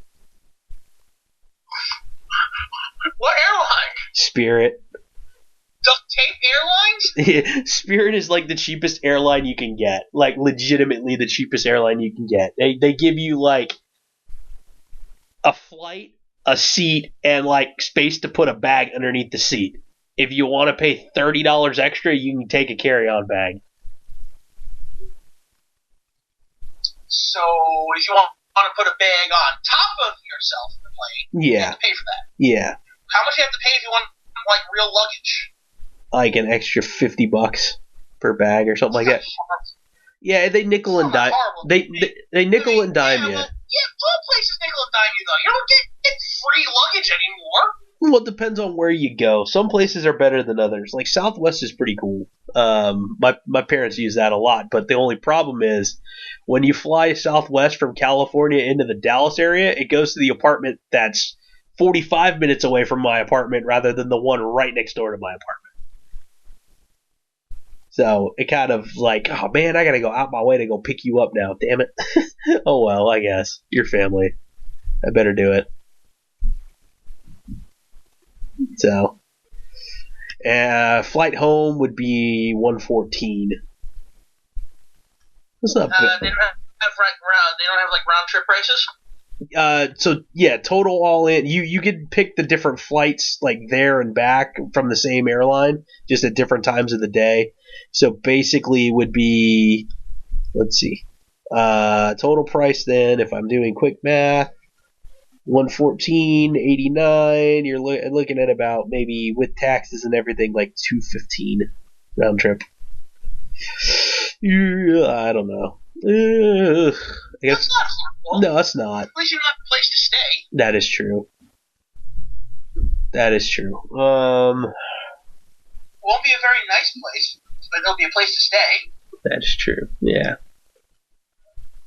Maybe. I'll have to think about it here because again, coming out to California to work was kind of nice because I'm gonna leave with a nice paycheck and not have to spend it in California, and the money goes further in Texas. So, I needs my rent money. Well, I can't help that you need rent money. Yeah. So it's kind of nice, and again, I'm doing the Uber thing too, which helps save some money as well, which is nice. A little extra pocket change here and there. It's kind of nice. Where would I fly into if I was flying to Texas? DFW. All right, flights to DFW airport. Yeah, Cheapo Air. Let's just start with Cheapo Air. Cheapo Air is like a price line. Yeah. Yeah, this gives me an idea of what I need to do. From LaGuardia. Yes, let me go from Lagos, Brazil. Yes. Oh man. What day will I be? Is this my depart day? What would I depart? Let's say we're doing this in You're flying. Let's talk about Christmas. Okay, I was gonna say you're flying down here for Survivor Series. So when's Survivor November, so mid-November. Alright, I'll say November 17th. Friday the 17th. Then you'll just drive down with us. Return date would be Probably, let's say Monday the 20th. Yeah, Monday night or something. One adult. Class. Coach. Search now. Great radio, yay. So, yeah, okay, I'm waiting for it. It's slowly building up. It's going up. It's giving me other prices. Giving me prices. It's loading prices in the ass backwards way. Okay. So, looks like for the round trip, $225.50 from American Airlines. Oh, wow, that's hella cheap. Shit. If I leave at 6 a.m. on Sunday. What? No, that doesn't help. Sunday the 19th to Thursday the 23rd. That shit don't help me at all. That's not the days I put. What the hell? That was weird. Alright, so here's a different one with my actual days. That was weird. The problem is there's only one ticket left at this price, which all of them say only one ticket left at this price, so I call shenanigans on that. Yeah. $281. Leave at 6 a.m. here in LaGuardia. Get there by 8:51 in Dallas, Fort Worth. It's a non-stop. And then there would be technically, I wouldn't call a non-stop flight from Dallas to Cleveland and then another non-stop flight from Cleveland to New York fucking non-stop. Yeah, what a dipshit. That's funny. That's a layover. Well, it's not too bad. It leaves at 11:40 on Monday the 20th. I get to Cleveland by 2:31. That seems like such an ass backwards thing to do. And then at 4:45 I leave Cleveland and I make it back to New York by 6:30. It's not bad. They all seem to have. Actually, there's multiples. Act fast. Only one ticket at this price. Next selection. Same damn ticket, except 1 hour later on Friday. Same damn return information. Oh, you go vault. That's good to know, though. There's potential, there's possibilities, and it's not like, it's going to cost me $400 for one way. Yeah, and at least by like that. It would for California. Well, and at least that time of the year it won't be hot as balls in Texas. Oh, thank God. Goodness gracious, great balls of fire. Seriously, I can't know. Yeah, it might still be a little muggy because it's, again, they're starting to get the cooler, wet weather, but it won't. Usually by October is when it's, from what I hear, is really when it starts to get back to normal. Like at the. Well, it looks like no matter what I do, the return trip will always have a layover. Yeah. Some of the other trips have a layover going in, depending on what time you leave, I guess. Oh, there's one that leaves at noon, but that has a layover in Boston. Okay. A 3-hour layover in Boston for $289. Now, do I want to go to Boston for like half an hour and enjoy shit there? Maybe get a real donut? I don't know. Huh. Oh, see, the one thing I've never, you said Cheapo Air, and I'd never used this website before. I like the fact that it actually will give you two different airlines, for one for the way up and one for the way back. That's kind of awesome. I didn't even see that. They haven't shown me that yet. They're just giving me, Yeah, because I did the same search that I did originally just on Spirit alone on their airlines, because I've used them before. On Cheapo, they actually says sometimes Spirit one way and American Airlines back. And I was like, dude, that's kind of cool. Because Spirit's actually more expensive. Yeah, sometimes it is, which is stupid. It doesn't make sense to me. Like, non-stop. The non-stop supposedly. I don't know. But yeah, from like total of $321, if I do the one-stop versions, like the minimum is $225, but that's with the days that have nothing to do with what I need. Yeah. I mean, that'd be great if I'm going for, the pay-per-view and then just hanging out in Texas for a few days, but we can't do that. It's the middle of the school year for both of us. Yeah, that'd be the only problem. It would be fun to have you hang out, but yeah. It's not so bad. That's kind of cool. Alright, let me see. The part to 12. Let's see what happens then. Still 281. There's one that leaves at 1, one that leaves at 229. No, I'm not selecting that. I didn't want to press that. Screw you. Damn it. Damn it. 281 still seems to be around the price, and the first trip seems to be a non-stop trip from New York to Dallas at least. So that's not too shabby. See, the fun part is I wonder how many listeners we lost doing this. I don't know. The fun part is I was just thinking about what I have to type in for the what the show's about this week. Guys, talk about WWE and their new pay-per-view with the giant penis in the logo. And then they talk about their theoretical trips to go meet each other for the first time or some shit like that. Yeah, let's just see how bad WWE cocks up this pay-per-view. God. Yeah. Oh man. Seriously. I don't think they're going to erect any monuments to this show.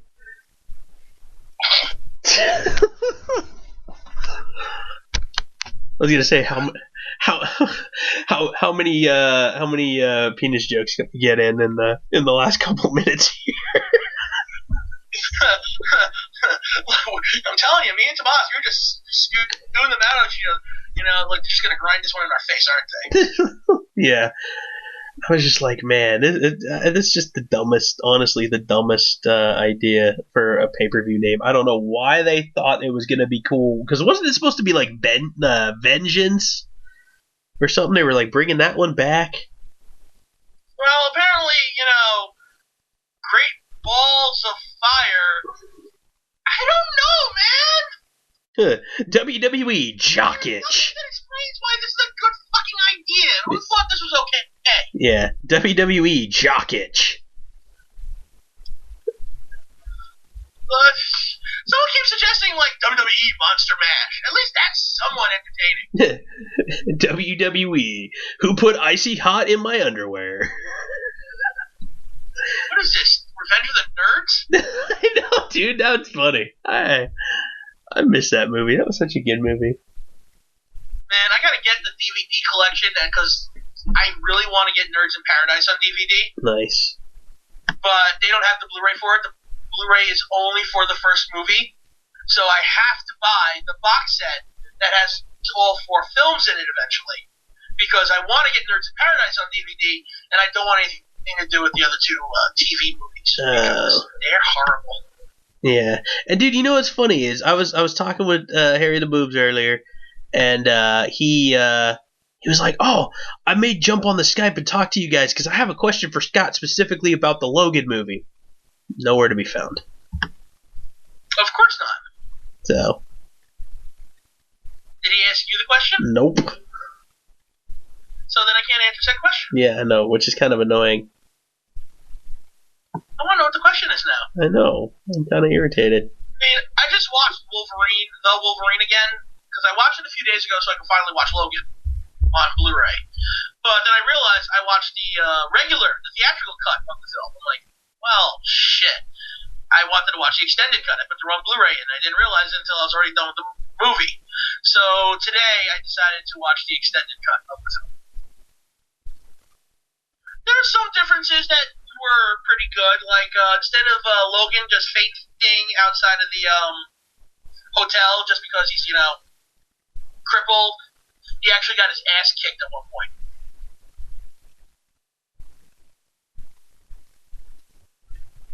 Wait. And silence. I was like, wait, what? You've seen The Wolverine, right? Yeah. It's been a while. Yeah. Okay, well, when they're in Japan, they go to the Love Hotel to hide out. Yeah, vaguely. Alright, he's on the porch, he sees Jean, goes, Jean! And then collapses, and then, the vet sews him up. Okay, kind of. Alright, well, in the extended version, the original thing that was supposed to happen was it was a fight scene with a couple of Yakuza that led to him having to go to the hospital. Huh. And it showed her ability to use a knife. Interesting. Or, because remember she said at one point in the film, he was like a champion archer, I was champion of knives, and, well, we actually see that she wasn't bullshitting us. Okay. Yeah, probably should have stayed in the movie. It was pretty good. Okay. Sorry, I apologize for not responding earlier because I happened to see something that came across my screen again, and it's the NBA players reading mean tweets about themselves on Kimmel. Yes. And somebody wrote a mean tweet saying, I just farted. It sounded like Dikembe Mutombo speaking, and I'm like, oh my god, dude. Oh, damn! I was like, dude, that's terrible. Dikembe Mutombo seems like he's such a nice dude, too. He's always seemed like a nice dude, yes. Yeah. Yeah, Zach Randolph is not so much in basketball shape, rather he is a basketball shape. Yes, I just called him fat. Hashtag sports. Dude, I love these things. Is it just me, or does Rajon Rondo look like a Ninja Turtle? Like, DeMarcus Cousins is an emotional lesbian. Oh, gosh. People say LeBron James flops. I don't do Twitter. Yeah, people say LeBron James flops. Have you seen this little French woman, Tony Parker? That's hella funny. Dude, Shaq says, dude, guys go, Shaq, you're in a Buick commercial? What the hell, man? You too fat to fit in a Buick? I was like, damn, dude, that's brutal. Somebody's... he's like 7.5 feet tall. He has the right to gain some weight. Yeah. Oh, dude. That's terrible. Russell Westbrook looks like Jar Jar Binks. That's an insult to Jar Jar Binks. I'm sorry. Somebody said, I think Magic Johnson has approximately 72 teeth in his mouth. Oh, damn. Magic Johnson is all teeth, dude. Have you ever seen that? Dude's got the biggest smile, dude. It's hilarious. Oh yeah, he's got a toothy grin like no tomorrow, but still. It's like, damn, dude. That's pretty funny. Some of these are hilarious. That's cold. Oh god, Andrew Bogut is so fucking ugly. He might be the infamous Bigfoot. That's the former Warriors center, by the way. Oh, dude, these are hilarious. Okay, I don't know who half these people are. Just so yeah. I don't watch basketball. I don't give a fuck about basketball. Well, I'm excited because as the time we're taping this, the Warriors are up 3-0 against the Cavaliers, and Friday night, but this won't go up before the game ends. So I'm hoping that by the time this goes up, it'll be 4-0. The Warriors will be the first team ever to sweep the entire playoffs. So seriously, they haven't lost a game yet? They're literally 15-0 in the playoffs right now. They've swept first 3 series and they're up 3-0 on LeBron James and the Cavaliers. That's kind of fucked up. Yeah, and it's people are bitching and saying, "Well, the Warriors and LeBron James and all this stuff." Ever since LeBron went from the Cavs to Miami, it's been like, okay, can we bring these guys together and make super teams? Because now the Warriors have kind of done it. And it's like, the Warriors have kind of done it organically. They drafted Curry. The only person they brought in recently was Kevin Durant, only because they didn't want Oklahoma City to have him with their other star player, Russell Westbrook. But now LeBron James has other bodies around him in Cleveland. And this is the craziest part. LeBron James has been in the last 7 NBA Finals. 7. That's not okay. He's 3-3 in the finals, and now he's gonna be 3-4. He's gonna be 3-4 after Friday night, more than likely, in my opinion. Unless they pull a Boston Red Sox. Unless the Warriors fuck up again. The Warriors did lose a 3-1 lead last year in the series and lost the series 4-3. So that was a bitter pill to swallow. So LeBron James has been in the last 7. Counting this year, the last 3 have been the Warriors versus the Cavaliers. That's boring. Yeah. Well, here's the thing, though. The issue is people keep complaining. Oh, well, these things are making super teams and they shouldn't be able to do this. And I go, this isn't Major League Baseball. There's a salary cap. These guys are taking less money to play together because they want a ring. So I don't think there's anything wrong with that. But remember, the salary cap, well, that helps there. Baseball has a different version of a salary cap. The more you spend on your team, which doesn't always help, as we've seen over the years, you have to donate.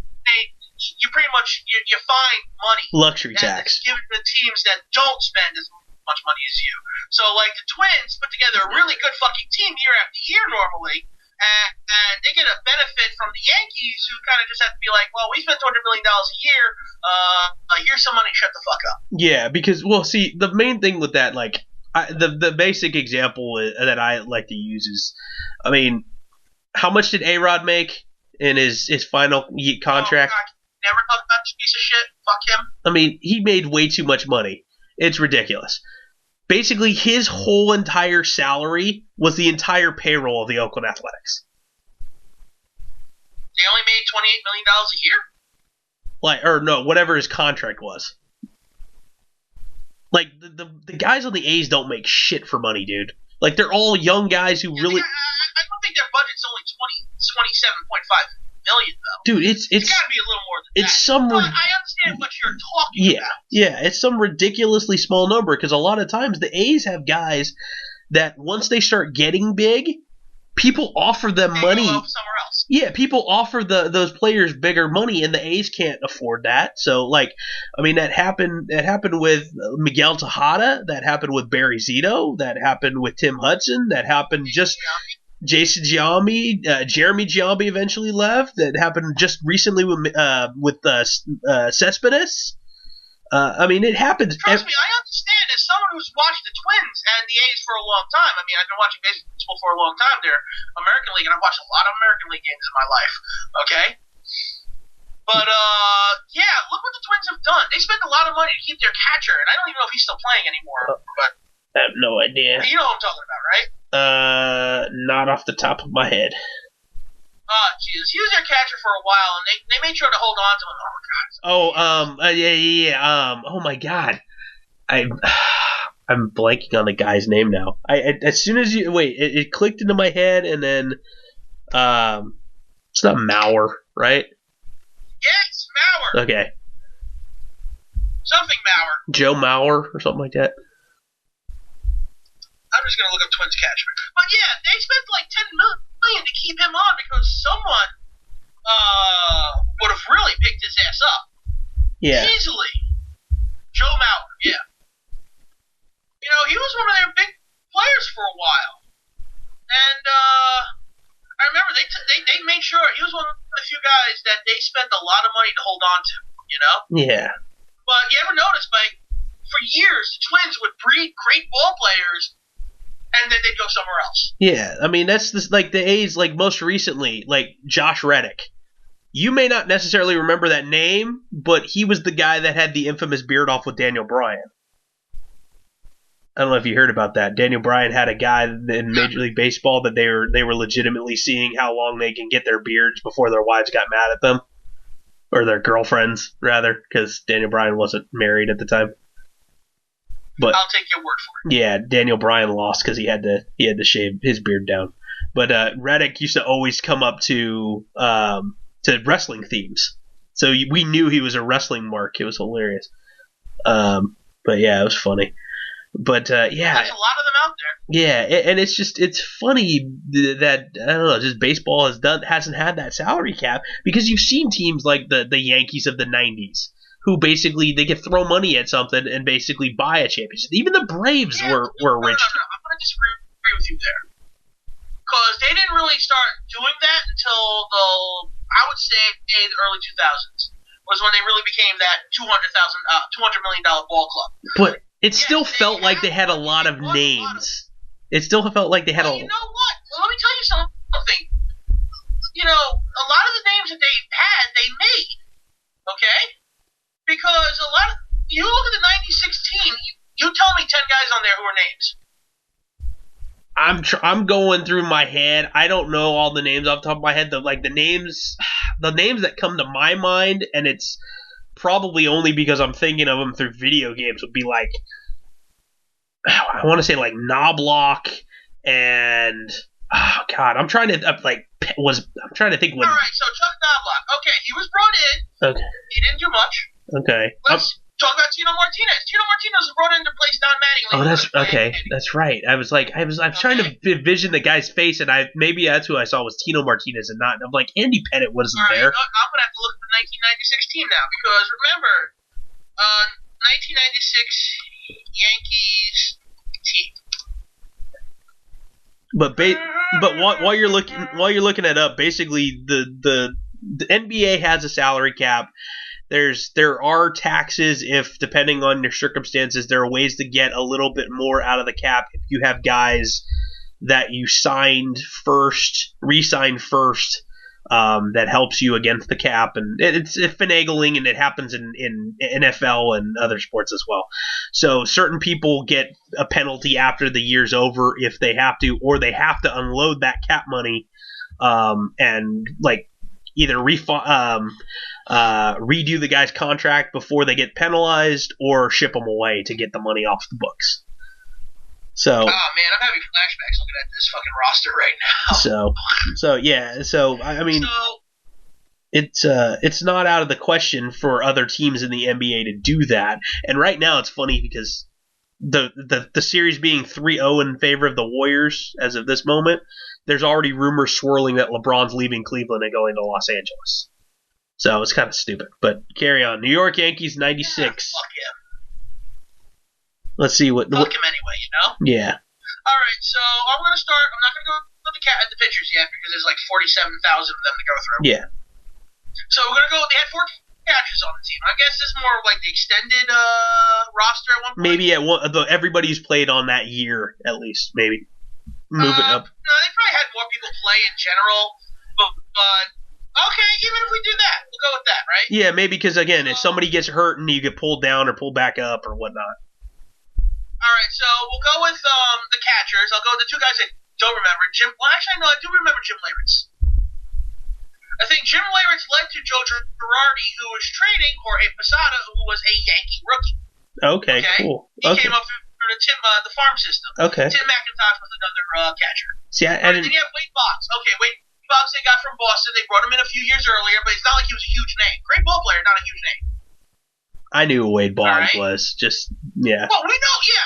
No. It's not knowing who Wade Boggs was, but I'm not saying he's like the greatest ball player ever. You know, you're talking like big names. Then you got Mariano Duncan. These are names that I recognize, but it's not like he was a fantastic ball player. You know, you're going to remember Robert Einhorn? No. How about Andy Fox? Yeah, I don't know off the top of my head. Charlie Hayes? I don't know off the top of my head. Okay. Matt Howard? See, if you gave me like the starting lineup, I probably know more of those guys. Dude, I'm just giving you the people that are playing here. Derek fucking Jeter. Yeah, obviously. Right. Who did they trade for him? Oh, wait, no, they signed him out of high school. I remember. Pat Kelly. Tino Martinez. Okay, Wade Boggs, Tino Martinez. Guys they brought in. But they didn't bring... Tino they brought in, I think, in 95. They brought in Tino in 96, I think, because Mattingly's last year was 95. But Wade Boggs was already on the team for a year or two, you know? Can't really say anything about that. Mike Altretti. That name sounds kind of familiar. I don't recognize that name at all. I don't know. Maybe I'm thinking. James. Maybe I'm thinking somebody else then. Yeah. Maybe the race car driver, Michael Andretti? Maybe, I don't know. Probably. Maybe. I don't know. I'm going to stop talking now. Sure. This one everyone should know. Paul O'Neill. Oh, yeah. But Paul O'Neill, while he was good in Cincinnati, became a great ball player on the Yankees. Can we agree on that at least? Sure, yeah. They might have brought good ball players in, but they trained them and bred them. Tim Raines was the Yankee at that time. I think Tim Raines was the one that caught that last out at the last game of the series that year. Ruben Rivera. Do you remember Ruben Rivera? That sounds familiar too. Yeah, that could also be a lot of Ruben Rivera. Yeah, that's true. Yeah, Darryl Strawberry. of course. Okay, but he was coming off of a lackluster time in his career after leaving the Mets and having drug issues, so they took a chance with him. Bernie Williams, a guy they bred from the farm system. Okay. Okay. People we've heard of Bernie, but he was a home guy. Gerald Williams. I don't even remember Gerald Williams. All right. Ruben Sierra. Yes, he played. That's the name I remember. He played for the A's at one point in time. He also played, I think, for the Blue Jays. But I think in '95 he only played 56 games. Yeah, they might have gotten him late in the year or something. Yeah, he started off in the Athletics, came halfway through the season, probably before the trade deadline, and he didn't do much for the team. You know? He didn't spend much time on the team either. He was only there through '96. And he was traded to the Tigers halfway through. Then you had Cecil Fielder, who came in halfway through the season and left halfway through the next year's season. Right? Okay. This is not, great. Okay, you know who Cecil Fielder is. You know who Ruben Sierra is. They didn't do much on the team. Matt Luke. They came in and did what they needed to do, and then they were, removed from the team when they were no longer needed. It's the way baseball is, Hell, Matt Luke played one game that year. One game that whole year. Yeah. Well, I want to know the pitchers too, because that's another one. Okay, now that I finished the catchers, infielders, outfielders, and other positions, I will go to the pitchers. Okay. And now I'm going to recognize a few of these names, and a few of these I will not recognize. And I will admit, yes, Yankees brought in some pitchers from other teams at one point, but these are also guys that were falling off in their career in some areas too. And if you recognize the names, you know what I'm talking about. Ryan Boehringer. That name sounds familiar. Oh yeah, I recognize. Yeah, you and me both know that one. All right, Ricky Bones. Do not recall at all. No. Billy Brewer. Do not recall at all. This guy, who was a very important pitcher for the Yankees for a long time, David Cohn. Oh, yeah. Everybody knows that name, at least hopefully. Paul Gibson. Cohn was a former Met, became Yankee. So, yeah, he came in. I think he was a Brave at one point, too, wasn't he? I don't know if it's... I don't know why the Angels pop in my head when you said his name. Let's see. He debuted in the Royals. The Royals. Spent 6 years on the Mets from 87 to 92. Ended his career in the Mets by being traded to the Blue Jays, it looks like, at one point. 2 years with the Royals, back to the Blue Jays in 95, then went to the Yankees in the latter half of 95, and spent the rest of his career with the Yankees except for 1 year with the Red Sox, and then ending his career with the Mets. Okay, yeah. No, I remember the name, obviously, but I just, for some reason, I associated him with red. I don't know why. Maybe just Red Sox. Maybe that one time with the Red Sox for that short Maybe, yeah. Towards the end of his career. Tony was a good pitcher. He really was. He actually had two 21 seasons. Damn. Yeah, that's impressive, Yeah. And one of them came in 98. Yeah, he was one of the very important pieces of the 1998 cog. Let's see. Steve Howe. Oh, wait, no. Paul Gibson. No, when he's not pitching, he makes guitars. Yeah. Dwight Gooden. Yeah, of course. We've all heard of Doc Gooden, but we also know how many problems the man has had in his career. Spent 2 years with the Yankees. Okay, an 11-7 record the first year, 9-5 the second.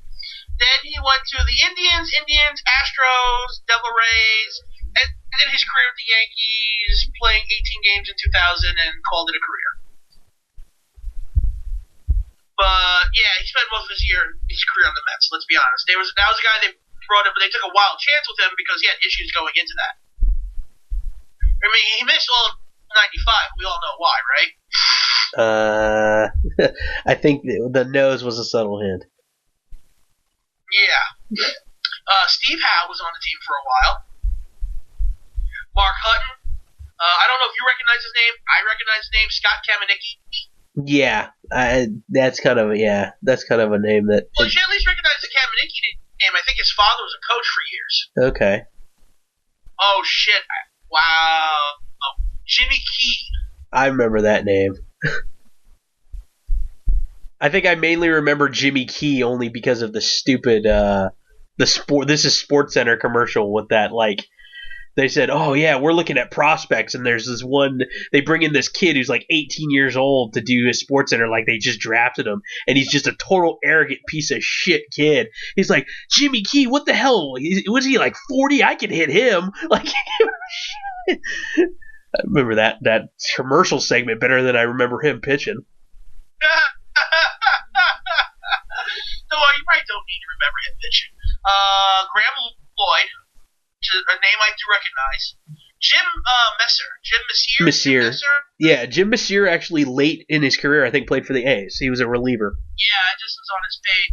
Showed a picture of him on the Athletics. Yeah. Ramiro Mendoza. Holy shit. That name sounds familiar, too. Forgot about that name. Holy fuck, man. I am starting to feel old remembering this, because I remember watching these games as they happened. Mendoza was actually a Yankee prospect. He started with the Yankees, played till 2002. Looks like they moved him to the bullpen. Yeah, he was a starter at first, then he became a bullpen guy. Spent 2 years with the Red Sox, ended his career in 05 with the Yankees with one game. Probably one of those, you're retiring, you're here with the team, see ya, type of things, you know? Yeah. Jeff Nelson. That's such a good ball player right there. If you think about it, man, you look at the pitching staff that they had here, you know, Doc Gooden, Brian Boehringer, Jimmy Key, these guys you remember. Then you got David Cohn, Jeff Nelson, and Andy fucking Pettit. Yeah. Like, seriously. That's why they did so well. They put together a hell of a fucking team, you know? But it wasn't like they were buying big-name ball players at the time. At the time, they weren't big-name ball players. When the Yankees started winning a shitload of series after series after series after series, then they were able to start charging a shitload of money after money after money after money for tickets and affording more and more expensive ball players who didn't dig for them. I guess maybe being on the West Coast, it felt different because, again, SportsCenter is an East Coast, ESPN's an East Coast, Northeastern company. That's all we heard about over here. I was like, Jesus Christ, shut up. Well, sorry for being so good. Yeah, fuck you. It didn't help that we had Mo on the team, okay? Mariano Rivera? Yeah, you basically, as soon as you heard Sandman, you knew that fucking game was over. 99% of the time, yes. Yeah, dude, that's insane. He is the best ever. He was demonic on the fucking mound, okay? I thought that cutter of his was crazy. I thought Eckersley was good at the end, and then freaking Mariano Rivera comes out, and I was like, holy shit. Well, he might as well just go home now. Yeah. Actually, people did. They're like, hey, game's over, we're good. Fuck, it's Mo. Okay, going home. Shit, they probably didn't even need to field 9 people. They could field a catcher and maybe one person in middle infield to go shag a ball in the outfield if they needed to. Actually, most guys didn't even have to. They didn't get that far. They usually hit him like towards Jeter, and Jeter just threw them out. Yeah. Because everyone was so behind on the cutter, man. The dude threw it like 96, 97 miles per hour, and it just slid from one side of the plate all the way to the other. Yeah. And by the time you were swinging, the ball was like 3 feet away from you, but you couldn't tell. Yeah. Well, on that note, since we're talking about baseball and we're getting down to the end of the show here, I want to say a big congratulations to the Arroyo High School Dons baseball team, who just this past weekend became, for the first time ever, the Division II North Coast Section champions. Mazel tov. Yeah, it was a hell of a game. The guys had to travel. We traveled all the way up to Petaluma, what basically was a home game for the number 1 seed Casa Grande Gauchos, I believe is what their nickname is. Number 1 team in the tournament, and Arroyo got down early gave up a couple early runs, went down 0-2, and eventually wound up winning the game 6-4. So awesome, dude! Awesome game. The best part about that game is they pulled a hidden ball trick pickoff move to get a guy off of second base, and had they not done that move, the game would have probably been tied by the time the fifth inning rolled around. It was cool. It's like one of those moves where the pitcher looks like he's throwing towards second base, and they act like they threw it over his head into the outfield, and he panics and gets up and runs to third, not thinking, and the pitcher just throws the ball to third base, and they tag the dude. Nice. Yeah, it's awesome. You don't see that in mainstream baseball anymore. No, and it's crazy because at the high school level, I mean, you have to, especially as a base coach, you have to be the one paying attention to that shit because the kids are not going to. That's the worst is when that happens to you, because that's a coaching thing. It's you should know exactly where that ball is at all times if you're the coach. If you don't see that, or even as the players on the bench, like they're usually the ones yelling back as they throw the ball. Well, if you don't see the ball leave, tell them, yell, stay there, but they don't do it. So, and it's so bang bang. But congratulations to the boys in red and black. It's kind of nice to see those guys get a win, and that first ever. They came close about 10 years ago. They lost the championship game 10 years ago, but this is the first one ever. And it's a big deal. So it's been really highly publicized at the school, and because we don't win championships much out there at Arroyo, so it's been we win local stuff, but to win the North Coast division is insane. That's kind of awesome. So that's good on them. Yeah, they had a really good team this year. So they at one point in time they went on like an 11-game win streak. So yeah, it was cool. So, but all right, well, yeah. On that note, let's call it a night. Yeah, I'm getting that point where. Only 1:15 in the morning, and I still got work tomorrow. Yeah, so we'll let you get to bed, and make sure you hit that subscribe. Let's be honest, he's gonna go read comics or draw. I actually drew while we were talking. Oh, I got my picture ready. It's not a very impressive one. It kind of looks like Old Man Logan if Old Man Logan was like 20 years younger and not Chloe or Mutiny, or I don't know. So kind of like Kid Cash looks like. I was gonna say Kid Cash looks like right now with a beard, and not Old Man Cash. Sorry. No, Kid Cash is old. Yeah, he is now. So, but be sure to hit that subscribe button. Kid Cash was old 10 years ago. He was. Yeah. Hit that subscribe button on the YouTube. Be sure to add us on social media. Instagram, particularly, that's the one we're on the most. That is Gorilla Blood Radio. Scott's on there, too. Check out his drawings. That's Scott NDX on the Instagram. And, hopefully I'll have everything ready to go, and this will be up, and you guys can listen to it, all 4 of you, or however many of y'all, maybe getting more people. I have no idea, because I don't check after I put stuff, and I should probably do that. Yeah, we should probably do that in general, but we don't, because we do this for ourselves. Yep, it's more for fun. If you like our stupidity, enjoy it. Yep, exactly. If not, well, fuck it, we're still doing it. Yep. So, on that note, for Scott NDX, I am Daniel Correa, and we shall talk to you next week. I don't know why the hell I'm saluting, because they can't see me. What the hell's wrong with me? You are a fucking idiot sometimes. I don't know. All right. Night, everybody. Good night, Dr. Nick.